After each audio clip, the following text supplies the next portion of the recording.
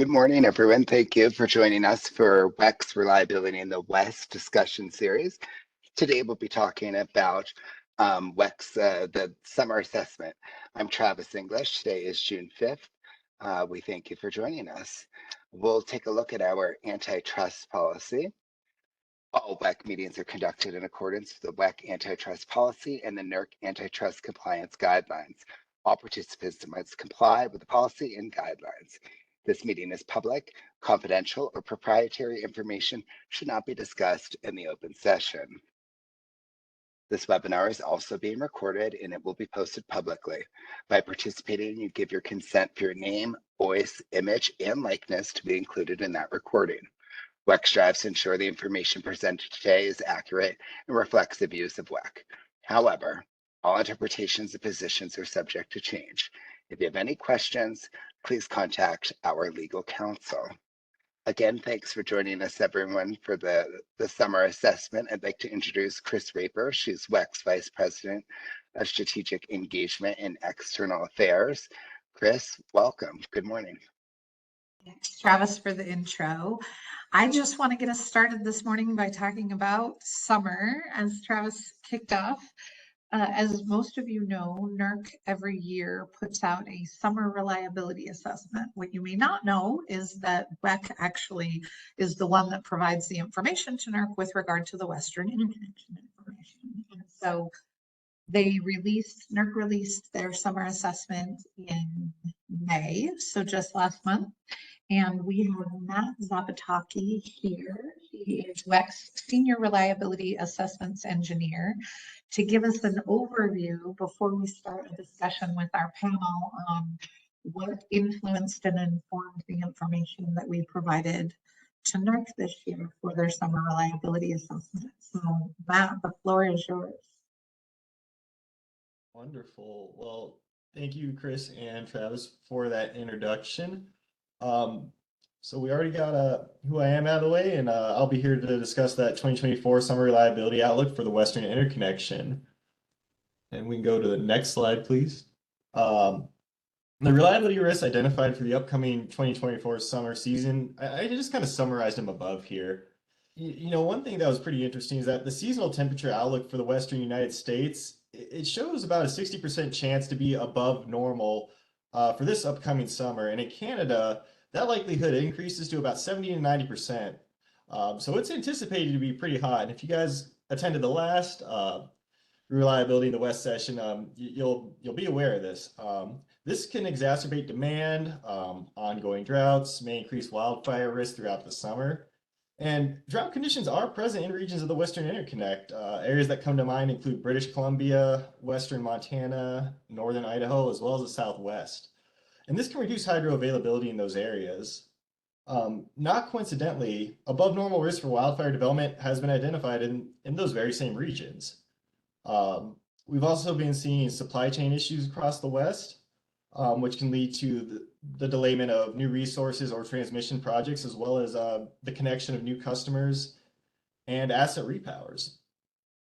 Transformers of all types, circuit breakers of any class, and switch gears were the most frequently cited items amongst our entities as being difficult to obtain.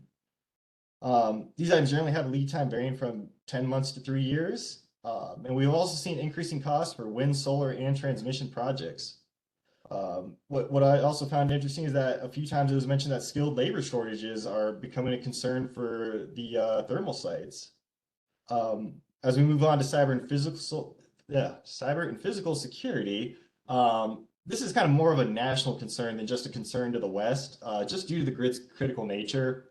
The 2024 Homeland Security Threat Assessment notes that domestic and foreign adversaries will continue to target the United States' critical infrastructure, and they'll do so through cyber means, physical means, and espionage. And then the last one's more of a looking ahead, or looking maybe beyond this upcoming summer, but maybe more over the next 10 years. We do see both opportunities and challenges with inverter-based resource expansion in the West. You know, certainly there are benefits to them, their scalability, they're carbon-free. However, there's also some inherent variability and lack of inertia with them, which causes issues with frequency deviations. And this can be both a challenge to resource planning efforts and operations. Then we can go to the next slide, please. So moving on to NERC's 2024 Summer Reliability Assessment. This is their map here. To start, all areas show adequate resource availability for normal summer demand. If you look at that map, you don't see anything in red there.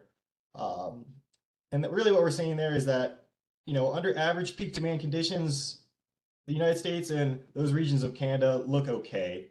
However, there are some areas identified as having elevated risk, and these include British Columbia, California, Mexico, and the Southwest. When we refer to elevated risk, what we're saying is that with extreme conditions, which means exceptionally high demand, greater than historical average generator derates and outages, low solar availability, low wind availability, there's potential to have insufficient operating reserves and loss of load. It does not guarantee loss of load. We're just merely identifying that there may be that risk of such an outcome. So moving along to our summer peaks here. And do you mind if we just go to the next one, please? Over the last 5 years, we see a sizable increase between 2019 and the more recent years. For those latter 4 years, the West actually experienced a prolonged heat wave in each of those years. And it's been primarily centered in California and the Northwest. In the August heat wave of 2020, several balancing authorities declared energy emergency alerts, and I think there might have been even one area that was forced to shed load, if I remember right. And other BAs were close to enacting rolling blackouts to preserve grid security. And then in June and July of 2021, we saw a heat wave back in the Northwest, but no firm load was shed during this event. September of 2022, there was another heat wave in California. And in this one, it was notable that we set a new summer peak demand record in the West. And then when we move along to 2023 here, that's another heat wave that hit the Northwest. There's kind of a theme here with the California and the Northwest. Portland hit 108 degrees Fahrenheit during a Pacific Northwest heat wave. So all this goes to say, besides 2019, 2020, 2021, 2022, and 2023, so the last 4 years all experienced some type of extreme weather event regarding heat. I looked this up just yesterday. The National Center for Environmental Information notes that 2024 has a 61% chance to be the hottest year on record and a 100% chance to be within the top 5. Therefore, I don't think it'd be a stretch to say we might see another summer peak demand along the lines of what we've seen for the last 4 years as we move along to 2024. And then if we go to the next slide here, we'll be looking at our capacity for the last 5 years. So to accommodate this new reality of the frequency of these heat waves, entities across the West are investing in additional capacity. Over the last 5 years, we've been seeing additions primarily focused on inverter-based resources, which are renewables and battery storage systems. From 2019 to 2023 alone, battery storage resources have exponentially increased. I mean, from just 230 megawatts to almost 10 gigawatts. And the battery storage resources here are shown in that bright red color just above the orange. Solar resources have nearly doubled from 19 gigawatts to 35 gigawatts, and solar is that bright orange color. And wind resources have increased from 25 gigawatts to 37 gigawatts, which is just under a 50% increase, and that's kind of that lightish green color. Natural gas and hydro resources remain at about the same level, and there's been about 6 gigawatts of coal retirements over this time span. And if we move along to the next slide, I'll show how we're looking here in 2024. We're going to see about 32 gigawatts of proposed capacity additions with approximately 1.6 gigawatts of planned retirements. About 80% of these additions are inverter-based resources, so solar, battery, and wind. I think we have 13 gigawatts of solar planned, 10 gigawatts of battery storage, and 3 gigawatts of wind. And the remaining 20% of additions are planned to be natural gas resources.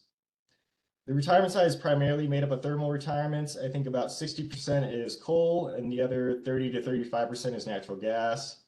And we should see approximately half of the planned capacity, or the additions, about half of that's going to be online, is projected to be online before the summer hits, with the remaining 17 gigawatts coming online or after the summer and before December 31st.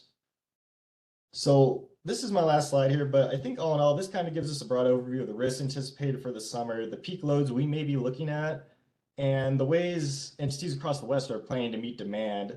So at this point, I'll turn it back over to Travis or Chris.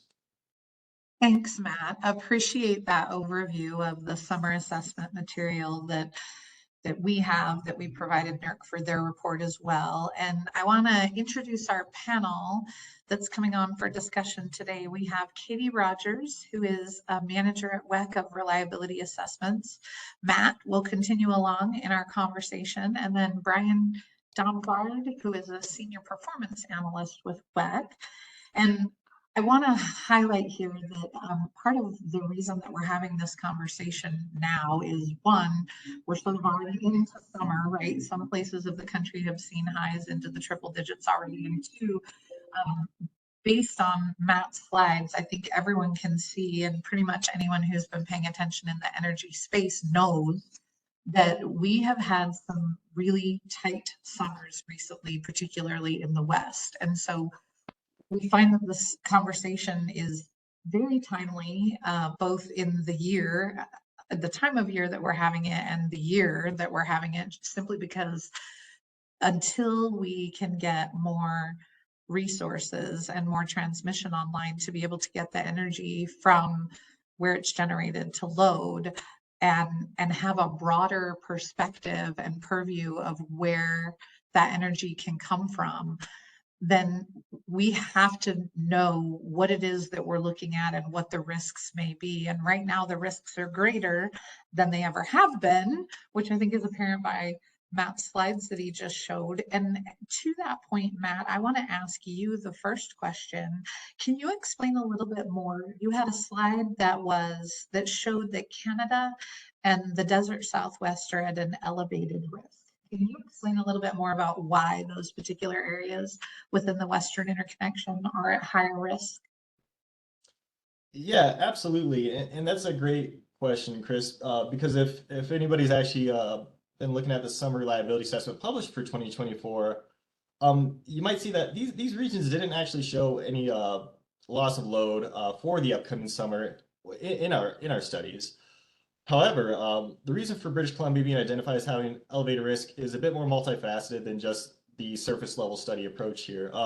The region has no planned capacity additions for this summer, but it's undergoing rapid electrification in that, both in their industrial, commercial, and residential sector, and a little bit in the transportation sector. And also, there's no planned capacity additions. They're undergoing electrification, and they're in a drought for a region that is about 90% hydro resources. So that reduction in hydro availability is what is concerning for British Columbia. In addition, their transfer capacity from the US has been diminishing over the past couple of years here as we see more load growth in the Pacific Northwest, kind of taking up some of the transfers that used to make it to British Columbia. So these concerns, coupled with that increase of demand in British Columbia from electrification, kind of placed it in that elevated risk category. And then when we move along to the Southwest, this area's risk is primarily driven by extreme weather. It can get quite hot in the Southwest. If a heat wave hits the area when higher than normal forced outages are in progress, when escalated demand is there, and then hot weather, of course, creates derates for natural gas fleets, and the majority of resources in the Southwest are natural gas. So those high temperatures derating your gas fleet, in addition to the escalated demand and outages, it could potentially result in a loss of load event. So that's kind of where the elevated risk comes from for the Southwest. Okay, thanks for that, Matt. And I neglected to say, any of y'all weigh in, anybody from the panel, please weigh in on any of the questions asked. I'll direct ones at you that I think you might be most capable of answering, and just so we don't step on top of one another, but happy to have y'all participate in all levels of the conversation. And with regard to the audience, as we do every month, audience questions will come in through the chat, and my team helps manage them on the back end so that we can ask those audience questions as they come up as well. So Brian, I have a question for you for the next step of this conversation. How do you believe demand response has been relied upon to meet these energy needs? And to what extent has that been successful or unsuccessful for the region? Yeah, a significant portion of the demand response programs in the West are with the large industrial facilities, air conditioning, recycling, water pumping, irrigation type programs. They're ran by the load serving entities that are responsible for their administration and their execution. And then we've got in some areas like CAISO, we've got some demand response that are tied to the markets. And so these DSM programs that we have in the West, do have limitations on the number of times they can be called on and when they're declared for local emergencies and whatnot. They've been instrumental. We just had the big heat wave in 2020. They had a significant impact on demand reduction of over 5,000 megawatts were realized in that effort. So they are a contributing factor in helping those issues out. So they're a critical piece to if and when issues become apparent in an area, they have that ability to call upon the help of the community to draw back.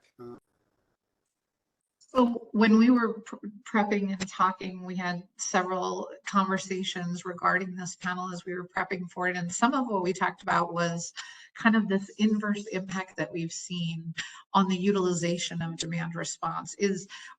Are we seeing that the more that demand response is utilized to draw the extra energy that's needed, the less people want to be a part of those demand response kinds of programs? Yeah, I think if you look at our overall, there are some areas where there is some growth in demand response, but there's been two real key programs in the West, one in CAISO and then the other at Idaho Power, and where they kind of changed up some of the rules. They've in the CAISO, for example, the resource adequacy credit adjustments are now based on historical performance and increased availability requirements. And so you start changing the rules a little bit, and people are a little less likely to join in. I think they're seeing similar things in Idaho. They've developed a program with their irrigation peak rewards program that has lengthened the season in which they can call upon and adding additional hours that they can call upon, which has led to a reduction in precipitation across Idaho. So yeah, you start really utilizing some of these programs and expanding on them and whatnot, and it does help, but also I think there is a limitation on how much you can use these to mitigate risk in total. So it's a lever on the dial for sure, and they are helpful and they are needed. But that can't be our only emergency procedure in place. So we need multiple things. The grid's very complex, and we need complex solutions. So we need multiple tools in the toolbox. absolutely. I can jump in too. Demand response is a big umbrella that covers multiple kinds of programs, technology, right? There's some that are peak shaving, right? We want to actually eliminate the potential for load. There's other ones that just shift it. And I think some things like time of use is fantastic and will probably continue to be so in our future. And I think it's sometimes hard to determine how much of human behavior is driven, just by changes. So for example, we have a lot of people working at home more. If somebody is running their dishwasher in the middle of the day, is that because now they work from home, or is that because the time of use program incentivized them to run it during the day? So some of those, it's hard to get our hands fully around what the impact and benefit is directly related to the demand response programs. Obviously, peak shaving, I think, is a bit easier to classify, what our direct benefit was from those kinds of programs.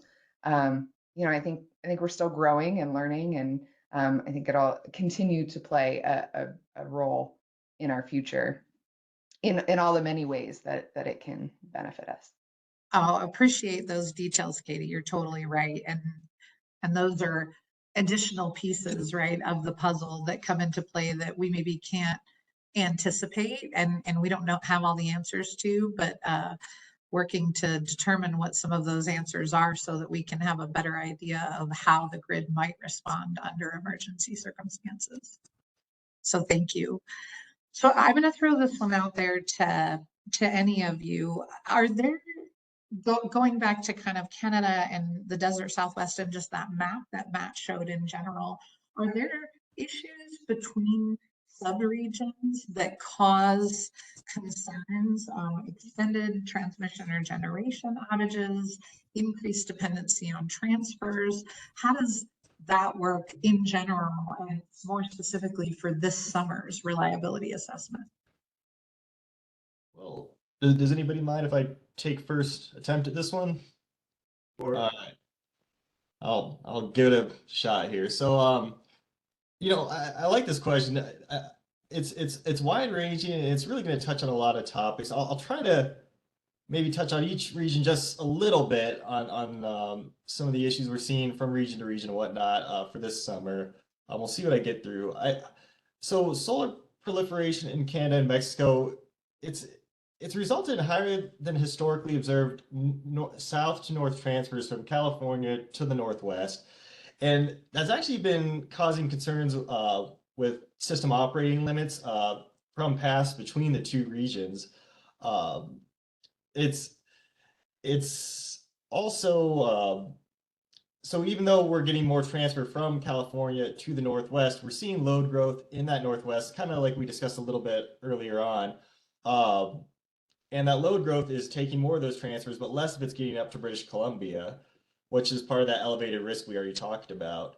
And then as we stick with Canada for a moment, as British Columbia is serving more and more of its own load, what we're seeing in Alberta is that occasionally the system can be experiences reduced transfer capability, and when it's in near islanded conditions, when IBR output's high and demand is low, there's actually difficulty maintaining frequency response in that region, and this can potentially result in additional under frequency load shedding. So really everything's kind of interrelated here, and Alberta's not really the only region experiencing these rate of change of frequency issues with the influx of inverter-based resources. The Southwest also mentioned it as well. Balancing authorities, speaking of the Southwest, balancing authorities in there not only mentioned that they're experiencing rate of change of frequency issues, but they've also mentioned, when additional capacity is needed, sometimes the Western energy imbalance market can become a bit scarce during extreme weather events or periods of high demand, and that makes it hard for them to obtain the necessary market purchases to kind of provide sufficient reserve margins. And that Western energy balance market covers California, and I believe it kind of rolls through the southern and eastern portion all the way to about West Arizona, that area. And then kind of circling back, completing the circle back in the California-Mexico region, what we found there is that region was of elevated risk in the map, and we didn't really touch on it. The greatest risk for loss of load there is actually concentrated in the Baja Mexico portion of the region. And that region's kind of enacting strategies to address any anticipated reserve shortfalls for the summer. But a lot of that risk, again, is in the Mexico region portion of the area, so not necessarily California. So that's kind of completing the full circle of WEC. That's kind of the holistic view of some of these regional risks that are impacting one another for this upcoming summer. Okay, thanks, Matt. I don't know if Brian or Katie have anything to add to that. I have a question for Brian, though, related to some of what Matt was just saying. You know, the region and the utilities have relied on historical data in order to anticipate what the future might look like. And with all these new technologies, and Matt's gone through those, and we've had a lot of conversations about those IBRs in particular. What new assumptions, if any, are made, Brian, in looking at the summer season? Do we still look to historical patterns, or what type of assumptions go into anticipating this summer season? Yeah, so it all comes down to the word variability, and there's such a greater variability now in our demand forecasting, in our resource planning with those type of solar, wind, hydro. Those all have variable inputs into those units. Is the sun going to be there? Is the wind? Are the hydro availability there? And so you've got to start looking at these things probabilistically. You've got to start looking at what are the range of possibilities around the demand and around the hydro, around the solar, and so all those kind of things get put into the models that we run out here in the West. It's not SWEC, but others, the RAP program and CAISO, and a lot of us are now looking at things probabilistically and getting an idea of what the possibilities are based on that variability. Okay, so I'll ask this in relation to your answer, but I'll open it up to the panel for anyone to answer if they have it. There's lots of media coverage on increased load due to data centers, particularly in the Northwest, but in the West as a whole. Is that showing up yet in the West, those large loads due to data centers? Are we anticipating those yet, or are those a summer or two away before that load actually hits the system? No, those are happening now. I think that in the future that there'll be a bigger impact, but yes, we've had several of the BAs up in the Northwest report almost double their load over the past two summers due to some of these data centers and whatnot. And that kind of gets back to Matt's point about how is it affecting others? Well, they've traditionally had excess energy to transfer to other areas. Now that they're seeing these double-digit increases in load centers, and you factor in the extreme high temperatures and the other things, they've got less and less to share. And so I think that's kind of what we're now seeing kind of affecting our Canadian friends, where there's less to send up there as there was in the past. And so that area is now, kind of, we're watching that a lot closer than we have before, just due to the variability around these demand and what's available to transfer. So Right. Go ahead, Katie. Yeah, so I mean that's a fantastic question that I feel like we're still trying to answer as far as what the impact of large loads and especially data centers. So we actually have an effort ongoing at WEC with a consultant to try to get our arms around what this problem is. And one of the things we're hearing is that they can pop up so quickly and with just massive amounts of demand.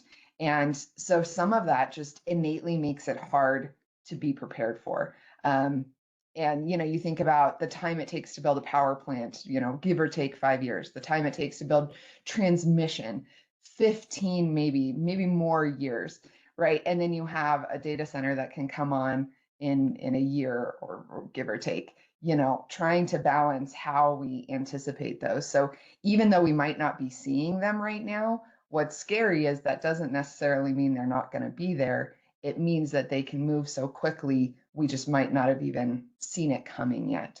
And so that's definitely something we're aware of and working to try to help the BAs in the Western Interconnection to how can we be more prepared for those? How can we try to see those future possibilities before they become that risk and more an immediate risk? No, I'm glad that you mentioned that, Katie. As is WEC's responsibility, right, to identify and mitigate risks to the reliability of the Western interconnection. And so I think that those large loads are a really big deal, and we do need to be able to get our arms around it. And I don't even know, I mean, maybe you can answer this. Perhaps we don't have that information yet, but I don't even know if the utilities really have that much advance notice before these data centers just sort of plop down in an area and start to build, and then call on them for the large amounts of energy that they need in order to perform the work. So hopefully that's all information that we will begin to gain through this large load study that we're performing. I appreciate you bringing that up. I'm going to stick with you for a minute, Katie, because we've had these conversations before. In response to high risk during the summer, in the last several years, entities have actually delayed retirements. So to your knowledge, have there been any further delays than what the original delays had become? Or are we sticking with, moving things just a couple of years out at a time incrementally to meet the immediate need? That's also a good question. I might lean on Matt to support me too with some of that information as well. So I know that in addition to delaying retirements and then working on getting additional capacity, there's some other things that we're seeing across the Western interconnection. So for example, there's multiple BAs that have noted that for IBR specifically in their generator interconnection agreements, that they've been trying to modify them to better capture technical requirements to try to mitigate some of the issues like momentary cessation in inverter or plant level tripping or even controller instabilities. On the planning side, BAs are also trying to mitigate those supply chain issues. So trying to account for longer lead times, trying to be prepared by storing things when they are available, or even seeking out other vendors to try to mitigate the impacts at those levels as well. As far as retirements, Matt, can you help me out? Have we seen and how have projected retirements changed? Are we continuing to see that push out? Yeah, so I'm happy to jump in here, Katie. And you raised a good point about those inverter-based resources. And bringing it back to the first part of the question, I think Chris was asking about, what happened to those 2023 projects that were delayed for supply chain issues. I did do a rough preliminary analysis. I'm gonna throw those adjectives out there so nobody holds me to the fence on this. But what I found is, based off the most recently provided commissioning dates, for those resources that were delayed in 2023, just checking them out, where did they go in 2024? About 70 to 80% of the projects were delayed into 2024. About 10 to 20% were rescheduled into 2025, and the remaining were in 2026, 2027, or some further out year. So the supply chain issues from 2023 are definitely trickling over into the latter years. Unfortunately, we don't have a system that tracks commercialization of each individual site. It kind of requires us to go out to each entity and ask them. But when we look at the 2024 editions, I showed that capacity chart earlier, and if anybody remembers, in March, it looked like there's some natural gas additions there, but reaching out to the folks who are planning those natural gas additions, it looks like those additions planned in March are actually going to be pushed out till the end of June or the end of July, and may not even be there for the first couple months of summer. So supply chain issues definitely holding over from 2023 and are definitely active in 2024. And I kind of expect them to at least be around for another year, if not two. So I have a question based on a conversation I had yesterday with Brandon Suddeth, y'all's boss, the vice president of RAPA here at WEC. He had mentioned that some of the new resources, which I know we didn't talk so much about retirements during that piece of the conversation as y'all did about new resources, which is great, and the delay on supply chain things that have pushed that out. Brandon mentioned last year things that we anticipated being online by May or June and producing power didn't get online by mid-year, but they did get online by the end of year last year. Are we seeing that same impact then this year again, that mid-year type dates that we thought we were going to make are not being hit? We're missing those dates. We're not going to have that power online, but we still anticipate that it could be on by end of year, or do we not have enough information yet to even know those things? So I think I touched on that just a little bit in the last question. Unfortunately, we don't have a system that, kind of says, hey, this site, officially reached commercialization on the day they propose. It kind of requires us to go out to each entity and ask them individually. But I did poke around a little bit, and some of the larger natural gas facilities that were proposed in the spring may actually not be online till the end of June or July for this summer. So we are definitely still seeing that where projects proposed earlier in the year are being kicked out into the latter years. Or I'm sorry, not latter years, latter months. Got it. Okay. Yes. Thank you. I appreciate that. But with regard to retirements, and again, we may or may not be in possession of this information yet. I know that things trickle in during the year.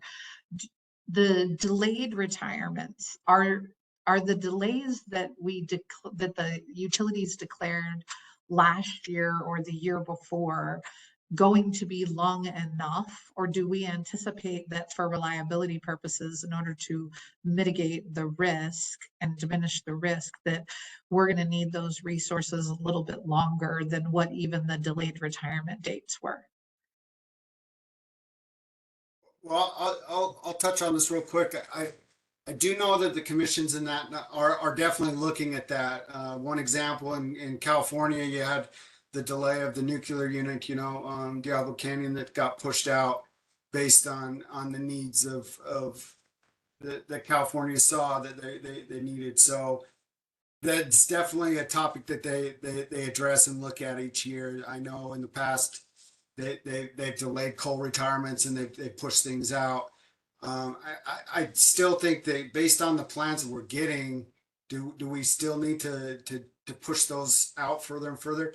I think it becomes a year-on-year question. I think they take a look at that, see how projects have come online. Is that coal retirement necessary? Do we need to keep delaying it, or can we move on with our other goals? And so I think that's definitely something that's looked at on a year-by-year basis on some of these.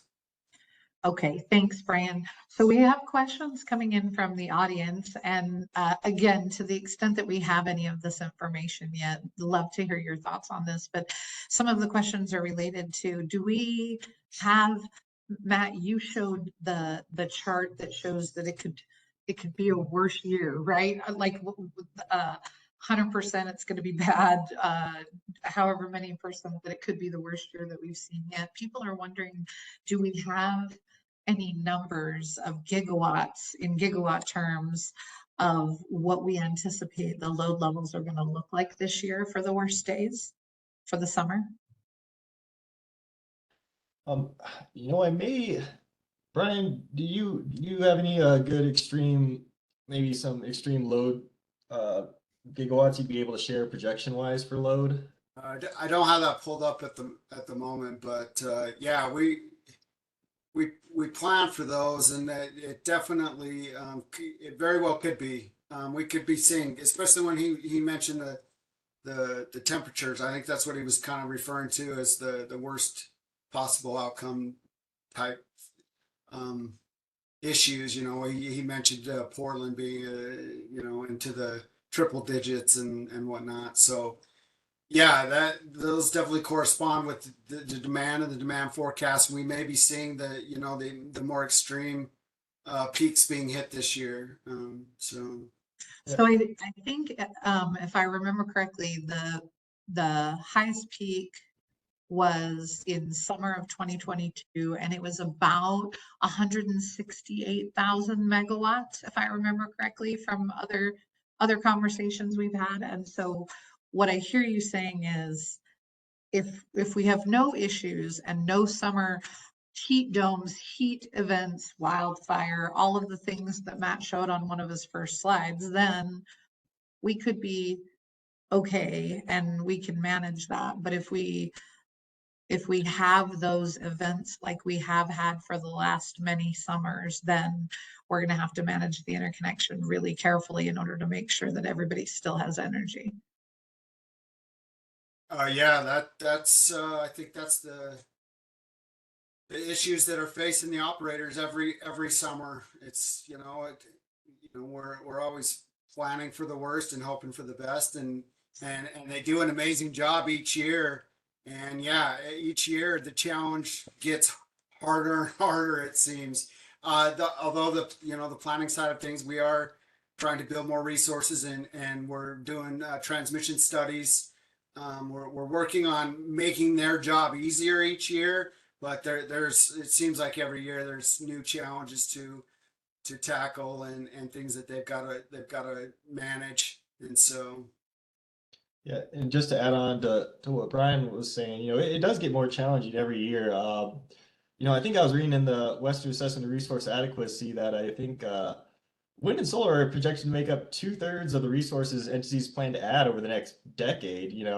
So yeah, it's a complex challenge. I don't think it's going to get any easier over the next decade. And it does emphasize some of the importance that that storage will play, and why we've been seeing that exponential increase over the last 5 years. Okay. Go ahead, Katie. Oh, I say this tongue in cheek, but if those meteorologists could do better at their job, that would make our job a bit easier. Yeah, it's like practicing medicine or practicing law. They're kind of practicing forecasting. Yeah, yeah, exactly. I have sympathy for them and for the operators at the utilities that are trying to manage the load based on the forecasts that are provided and the actual weather, for sure. So with regard to all of the things on Matt's slide about what the risks are for the summer, again, I'm reading, there's a bunch of questions coming in now. You've generated a lot of questions from the listening audience. So of the things on that slide with regard to IBRs, wildfires, heat domes, does anyone have any thoughts on what we are most concerned about this year? Like, is the wildfire risk already elevated beyond what it has been in prior years? Is it really just triple-digit heat, or do they all just compound one another in ways that can hardly be anticipated? Does anybody mind if I take a shot? And Go ahead. I'll start off, and I'll let somebody else go in. The first three that I listed, the above normal temperatures, drought, and wildfires, all kind of compound into each other. The areas that experience droughts are the same ones experiencing those wildfires, and the reason there's a drought, one of the main reasons there's a drought, besides potentially water conservation practices, is above normal temperatures. So those three kind of all play into each other, and really which risk is the most significant kind of depends on where you're at. For instance, for British Columbia, droughts are a big deal. 90% of their portfolio makeup is hydro. They care about that water availability. But for instance, in California, Mexico, maybe supply chain issues might be the bigger issue there. Not being able to, for instance, maybe not being able to complete their projects on time, could potentially result in escalating the small amount of loss of load hours that were seen in that region. Again, primarily in the southern portion of CAMX, but supply chain issues delaying resources coming online to meet load is a big deal there. So I think which reliability risk is most pertinent depends on which region we're discussing. So okay. Yeah, I would add real quick just that I think that the big risk is like we saw a few summers ago with the wide area, where it's not just affecting one area, it's really affecting the Northwest. At the same time, it's affecting California, Southwest, and whatnot. And so all of a sudden, each of those regions are now having, or those areas are having their own issues trying to meet their own needs, let alone trying to have the ability to transfer energy where it needs to go when everybody needs it all at the same time. So to me, I think yeah, the drought, the wildfire, they all play to it, but it's our ability to manage on the whole wide, um, yeah, I guess dance floor, for better lack of a better word, just have the ability to have other areas help others. And if we're all going through something at the same time, that's when it's at its peak challenge.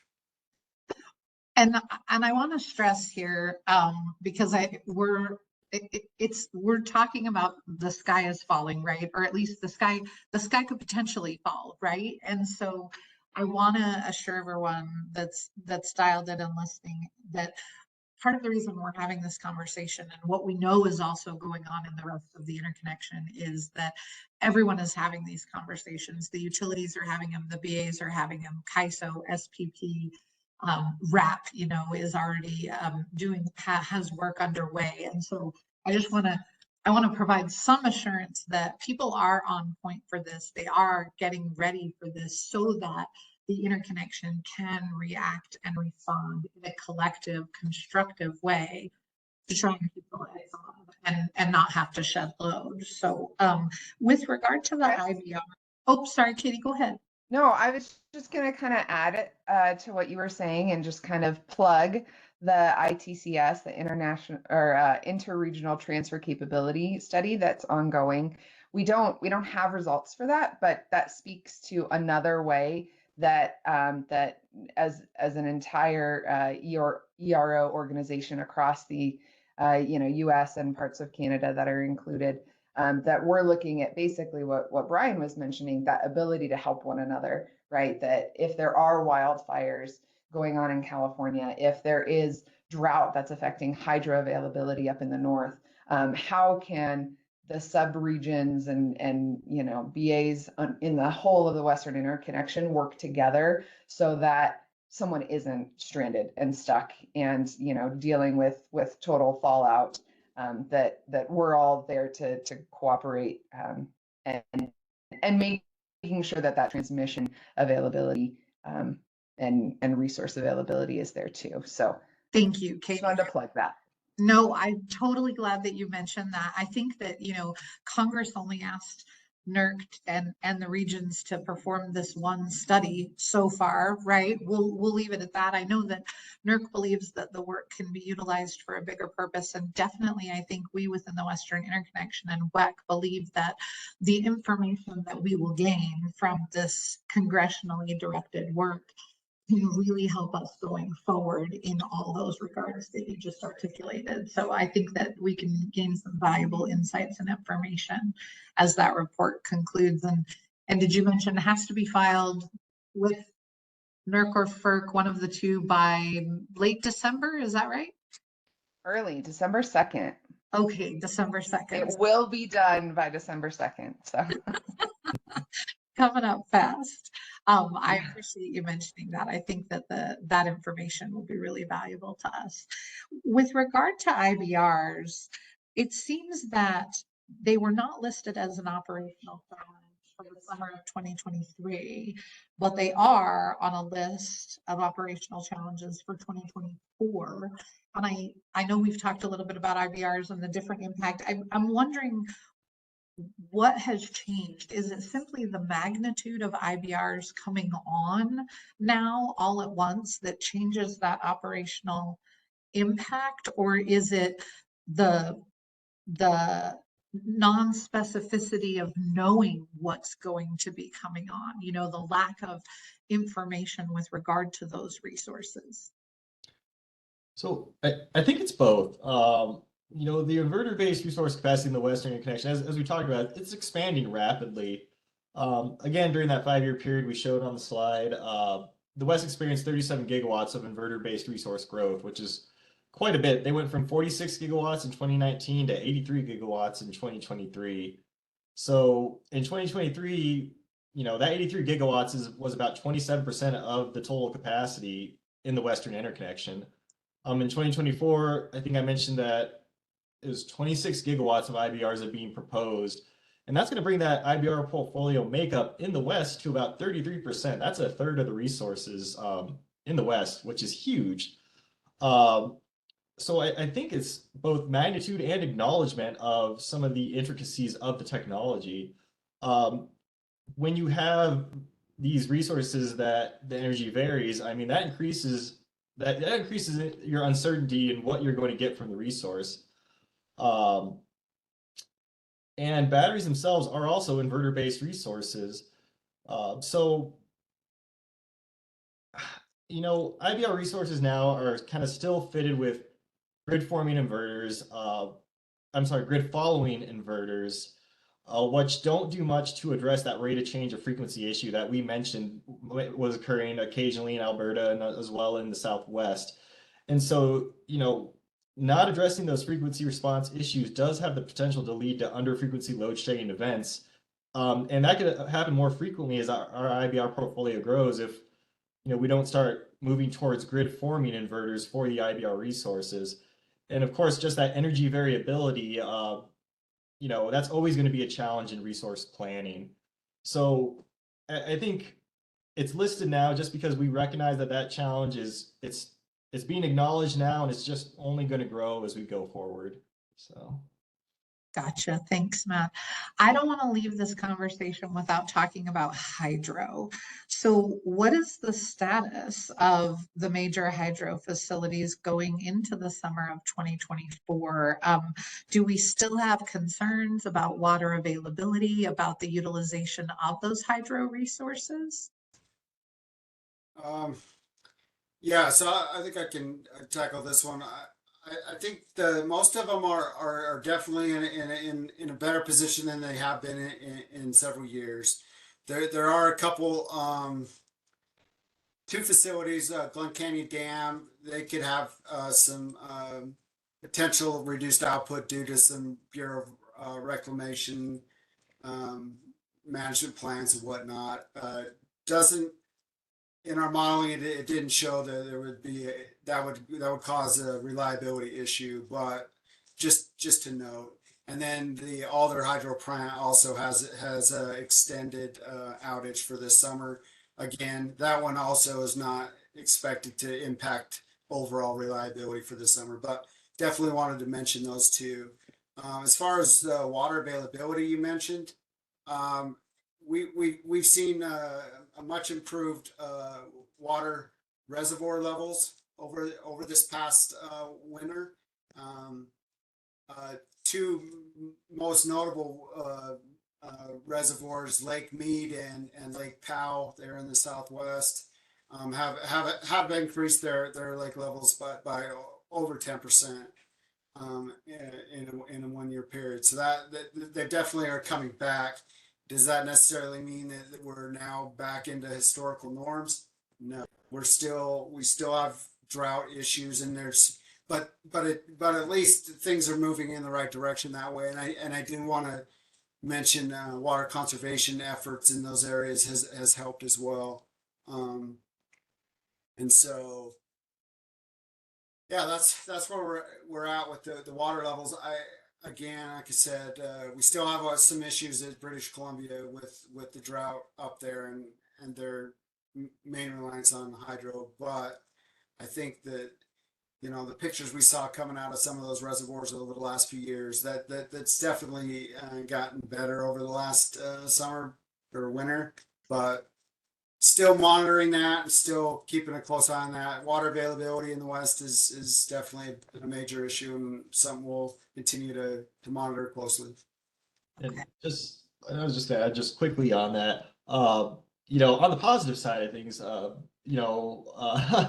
California has been declared no longer in drought, which is great, and the Pacific Northwest specifically, has been recovering from a drought. It was in the previous year as well. So, as Brian alludes to, there's some, there are some areas recovering from drought, and that's a good sign, especially in the United States. So. I have a question on that, Matt, and I know we're running short on time, but they make a distinction, the people in the industry make a distinction these days for drought and aridification. So aridification, as I understand it, is like sustained drought, right? It's not just a year, 2 years, whatever. It's like there's not going to be water in that area anymore. And so to say that California is out of a drought, does that mean that aridification as that greater risk is no longer the issue that we thought it was, or does that, how does that play into it? Well, so I'm specifically just mentioning California itself here. Whether or not the other regions, exit drought or aridification conditions is a bit different. Especially I think in the Southwest, I think they've been in drought for quite a while, if I remember correctly, and they're still there. And we don't see much. I mean, at least in the outlooks that I've seen, I don't see much improvement planned for that area. So I think they would classify as aridification, and we'll see how long it lasts in the Canadian regions. I don't believe last year they were in nearly as severe of a drought as they are now. But just looking at California in and of itself and the Pacific Northwest, we're seeing conditions improve there vastly. So. And that was probably an unfair question. You're not a meteorologist, to Katie's point earlier about meteorologists being able to get their forecasts correct, right? So I appreciate you attempting to answer that left field question though. We are running out of time. I want to thank all three of you for the conversation. I think that you are the best at what you do. I love the way that you approach the material, the way that you assist the rest of us in helping other people understand where it is that where we're at. And reliability and the summer outlook is going to be talked about in numerous areas over the next many weeks as summer gets into full swing. And so I know that CAISO's got a summer outlook plan. There are other parts of the region and specific states that have conversations. And so I think that this conversation is just beginning, but I love that this panel addresses it from an interconnection wide perspective. And so thank you for your expertise and your assistance with the dialogue as we go into these summer months and see how it's going to look. Appreciate your time. And I'm going to pass it back to Travis to close us out. All right, great. Chris, again, want to echo the thanks to today's panelists, Brian, Matt, and Katie. Thanks for taking the time. Chris, as always, thanks for helping us moderate today's panel discussion. Speaking to summer, we will be taking a break on July 3rd is the first Wednesday of next month. We have these discussions on the first Wednesday of the month. So we'll be taking a break next month, coming back at the other end of summer on August 7th. So hopefully you can join us then, mark your calendars, but we will take a break on July 3rd for the 4th of July holiday. So thank you again, everyone, and have a great afternoon. Thanks, Travis.